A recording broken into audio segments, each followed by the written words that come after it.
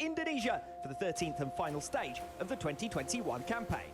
He's the stress that will inevitably going around it. Yeah, you're famous. The Indonesian fans start to show us some of the moves, whether that's a dance move or whether he's simulating some quality dad dancing to fill your time, and it's certainly entertaining. Fabio Quartararo, I'm not sure whether he's going to engage in a dance-off with this guy. He is a little bit. The track is nice, the people is good, so I think it's a really nice place. Sistem drainase sirkuit Mandalika pada pagelaran MotoGP Indonesia 2022 mendapat pujian. The circuit is really nice. The place is amazing. Yeah. When they raced, but then they got knocked back, and then the rains come in, so that sort of changed our approach again. Also, the track is so nice. The layout, everything looks perfect, like the paradise. Jadi primadona, sirkuit Mandalika bikin penasaran pembalap seluruh dunia. Menteri Pariwisata dan Ekonomi Kreatif Sandiaga Salahuddin Uno menyampaikan saat ini sudah banyak penyelenggara balap dunia yang tertarik menyelenggarakan acara balap di Pertamina Mandalika International Street Circuit, Lombok, Nusa Tenggara Barat. Saat saya ingin menyerahkan pemenang Moto2, saya duduk dengan salah satu petinggi FIM yang menyatakan ada beberapa balapan tingkat internasional yang sudah menaruh perhatian kepada Mandalika. Kata Sandiaga Uno, dikutip dari keterangan resmi Senin 21 Maret 2022. Sandiaga menuturkan, Indonesia dianggap berhasil menyelenggarakan event balap kelas dunia. Bahkan sirkuit yang berada di salah satu dari 5 destinasi super prioritas Indonesia itu dianggap sebagai sirkuit dengan pemandangan tercantik di dunia, berdasarkan hasil homologasi yang dilakukan. For a second season in a row, the Superbike World Championship comes down to the season finale. Pertama di Indonesia menjadi satu keunggulan yang akan bisa mengattract turis dari seluruh negara untuk datang ke Mandalika. I like too much in Indonesia, especially Lombok. Was a nice surprise for. Yang dilakukan beberapa waktu lalu, FIM, Federasi Olahraga Sepeda Motor Dunia, menetapkan sirkuit tersebut dalam klasifikasi Grade A. Hal ini membuat banyak penyelenggara ajang balap dunia yang melirik sirkuit ini. Termasuk ada beberapa komunitas otomotif yang ingin menggagas test drive di dalam sirkuit yang tentunya dibarengi dengan standar keamanan yang tinggi. Hal ini dikatakannya jamak dilakukan pengelola sirkuit di dunia. Sandiaga mengatakan itu merupakan hal yang positif karena MotoGP Mandalika 2022 berhasil menjadi nation branding kuat yang akan memberikan dampak terhadap kebangkitan ekonomi nasional dengan terbukanya lapangan kerja bagi masyarakat. Tapi tentu kita harus review dulu hasil dari MotoGP ini. Perbaikan yang harus kita lakukan, ujarnya. Kemenparekraf berkolaborasi dengan berbagai pihak akan memastikan keberlanjutan sirkuit dengan menyiapkan berbagai event lainnya. Kita sudah siap karena selain dari kegiatan motorsport, baik itu mobil maupun balapan motor, juga akan ada tadi seperti sepeda, lari, dan sudah banyak peminat yang ingin mencoba sport-sport tersebut, kata Sandiaga. Ya, dan kita menjadi saksi sejarah kemarin bahwa masyarakat begitu senang ya, bandara kami buka 24 jam, kemudian intensitas penerbangan luar biasa, kemacetan di mana-mana, kendaraan dari seluruh Indonesia tumpah ruah ke NTB, begitu juga masyarakatnya. Sehingga cara berpikir Pak Jokowi yang tidak biasa itu berhasil terbukti bahwa sangat mungkin kota di seluruh penjuru Indonesia kalau pendekatannya pas dengan cara yang pas, kita tidak terlampau tergantung pada international market, domestic market kita juga besar. Oleh karena itu sekali lagi terima kasih pemerintah pusat, terima kasih Pak Presiden. Street sirkuit yang katanya sangat indah sekali karena mepet dengan pantai. Pantainya indah dan sirkuitnya mepet dengan pantai ini, berarti kita akan dapat dua kemanfaatan. Selain olahraga juga pariwisata kita akan secara brand akan terangkat.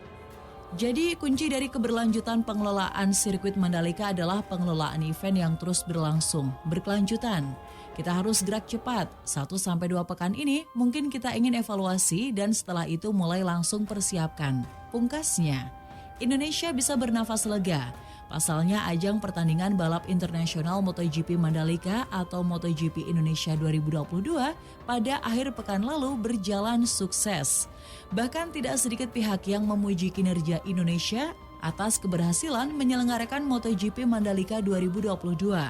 Sistem drainase atau irigasi sirkuit Mandalika hingga kinerja Marshall dan tim medis Indonesia menjadi dua hal yang mendapat pujian. Adapun aksi pawang hujan bernama Rara Istiwulandari pada hari terakhir MotoGP Mandalika 2022, Minggu 20 Maret juga menyita perhatian. Hujan deras disertai petir mulai mengguyur sirkuit Mandalika sekitar 30 menit menjelang balapan MotoGP Mandalika 2022. Akibat hujan tersebut, balapan MotoGP Mandalika yang sejatinya dimulai tepat pada pukul 14 WIB terpaksa ditunda selama 75 menit. Track atau kualitas dari aspal, gravel, dan agregat. Dan di sini kami mendapat masukan bahwa memang harus dilakukan perbaikan atau penyempurnaan ya berdasarkan tes yang terjadi kemarin.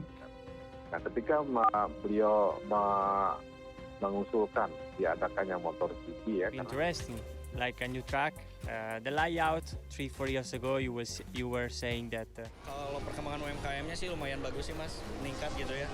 Karena orang-orang sendiri juga antusiasnya tinggi. Game yang mendatangkan 35 atlet saja kita siap mengorganisasi kok. Kita harus optimis. Dari kamera siaran langsung, genangan air sangat tampak di beberapa titik trek sirkuit Mandalika selama balapan ditunda.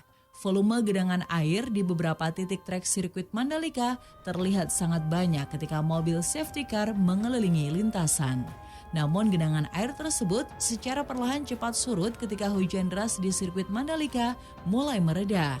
Meski genangan air masih terlihat ketika balapan berlangsung, drainase sirkuit Mandalika tetap dipuji oleh banyak pihak. Pujian itu datang dari dua jurnalis asing, yakni Simon Pedersen dan Neil Morrison. Melalui akun Twitter pribadinya, Simon mengaku kagum dengan sistem drainase sirkuit Mandalika.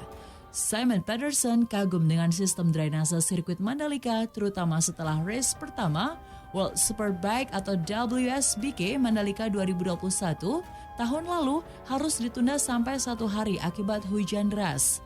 Saya benar-benar takjub balapan bisa berjalan setelah melihat ini, kata Simon sambil mengunggah kondisi lintasan yang tergenang 1 jam sebelumnya.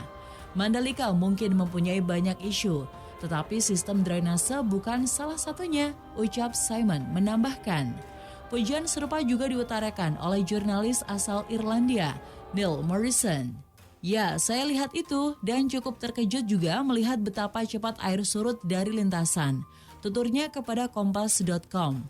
Sistem drainase sirkuit Mandalika memang sudah jauh lebih baik dibandingkan dengan ketika WSBK Mandalika 2021. Ketika WSBK Mandalika 2021, balapan pertama terpaksa ditunda sampai 1 hari karena hujan deras disertai angin kencang mengakibatkan genangan di trek dan banjir di depan paddock tim. Belajar dari WSBK Mandalika 2021, pihak Mandalika Grand Prix Association atau MGPA langsung membenahi sistem drainase sirkuit Mandalika. Perbaikan sistem drainase sirkuit Mandalika itu sudah rampung sejak awal tahun ini. Hasilnya, genangan di trek menjadi cepat surut dan tidak ada lagi air yang meluap sampai ke pedok pada hari terakhir MotoGP Mandalika 2022. Kesuksesan MotoGP Mandalika 2022 tidak lepas dari kinerja Marshall dan tim medis lokal. Selama 3 hari penyelenggaraan MotoGP Mandalika, banyak insiden besar yang terjadi di lintasan, entah itu ketika sesi free practice, kualifikasi, hingga balapan. 2 insiden yang cukup menyita perhatian adalah motor Alex Rins, Suzuki S-Star, terbakar saat FP4 hingga Marc Marquez Repsol Honda mengalami kecelakaan high side sampai terlempar dari motornya ketika sesi warm-up. Setelah motor Alex Rins terbakar, Marshall yang bertugas dengan sigap langsung memadamkan api dan juga membersihkan tumbahan oli di lintasan. Tumbahan oli tersebut keluar dari motor Alex Rins di tikungan 10 sirkuit Mandalika. Tidak sedikit pebalap, entah itu dari Moto3 hingga MotoGP yang juga mengalami kecelakaan low side di sirkuit Mandalika selama MotoGP Indonesia akhir pekan lalu. Jorge Martin, Pramac Racing Ducati, menjadi salah satu pebalap MotoGP yang mengalami kecelakaan low side di sirkuit Mandalika. Pebalap asal Spanyol itu tergelincir di tikungan 1 dan langsung terseret ke area gravel pada awal lap ke-8 MotoGP Mandalika 2022. Meski banyak insiden di lintasan, Marshall serta tim medis lokal yang bertugas selama MotoGP Mandalika mampu bekerja dengan sigap dan baik. Kinerja Marshall MotoGP Indonesia ini bahkan dipuji oleh race director Mike Webb. Hal itu disampaikan oleh Dirut MGPA, Priyandi Satria.